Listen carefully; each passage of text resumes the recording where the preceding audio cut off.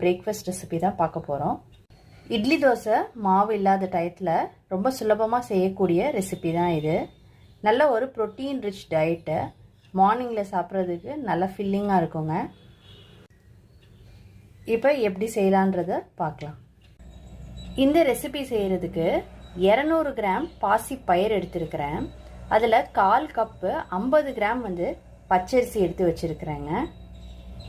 இது ரெண்டையும் ஒன்று சேர்த்துக்கிட்டு நல்லா 2 தடவை கழுவிட்டு 6 to 8 மணி நேரம் ஊற வச்சுக்கலாம். பயிரும் அரிசியும் 6 to 8 மணி நேரம் ஊற வச்சு எடுத்துக்கணும். நான் ஊற வச்சது நல்லா ஊறிடுச்சு.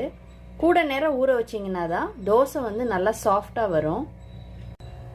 இப்போ இந்த தண்ணியை வடிச்சிட்டு எடுத்துக்கலாம். தண்ணி எல்லாத்தையும் வடிச்சிட்டு பாசிப்பயிரையும் அரிசியும் ஜாரில் சேர்த்துக்கிட்டு இருக்கேன். இதோட 1 ஸ்பூன் ஜீரகம் சேர்த்து